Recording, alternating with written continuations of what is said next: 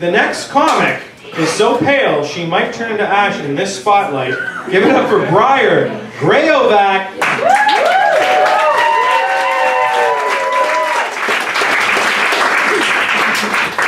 Hi, I'm Briar. This is my first time doing stand-up, of course. I'm fortunate to have some friends in the audience here to support me.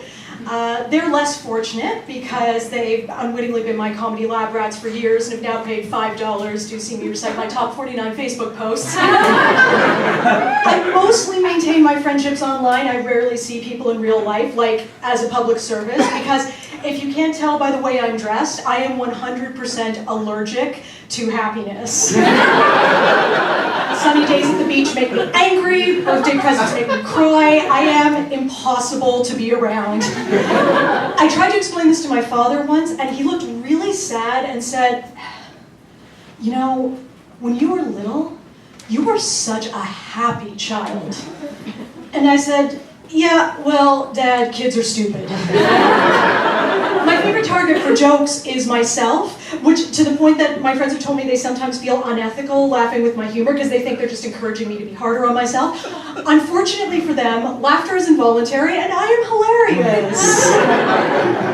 I was just born with this lifetime of self-insults in my head. Maybe one day I'll run out and then I'll hit like self-hatred menopause, which actually freaks me out a lot more than like menopause because I feel like I'm in a good place with my depression, you know? On the one hand, I definitely hate myself enough to kill myself. On the other hand, I also hate myself enough that I don't care what I want. My point is that mentally, I am a natural-born goth.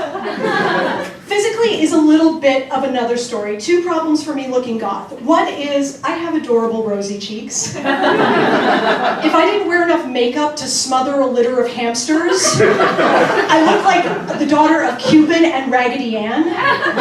And this is not great when your female beauty icon is Morticia Addams. I was in my teens before I realized that when my aunt saw me and went, "Look at those rosy cheeks," they weren't trying to insult me. But by then I'd already read all the Bronte sisters novels, so it was like way too late. The other problem with me looking goth is I just have a naturally smiley face. It's nothing to do with what's going on up here, it's just how my face works. You know, some people have resting bitch face, I have resting Care Bear face.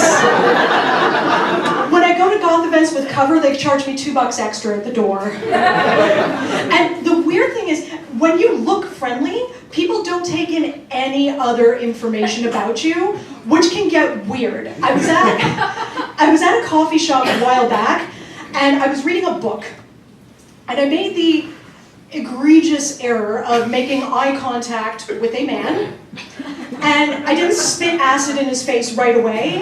I just, looked at him with my resting elbow face, which of course meant we were now dating. So he starts talking to me, and he's like halfway through his first day of kindergarten, when I hold up my book to him and say, "Buddy, I am reading a book about cannibalism." At least it got him to go away.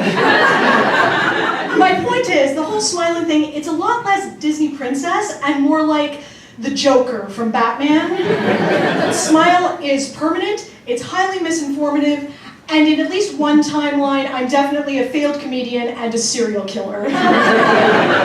Not this one. Definitely. Thank you.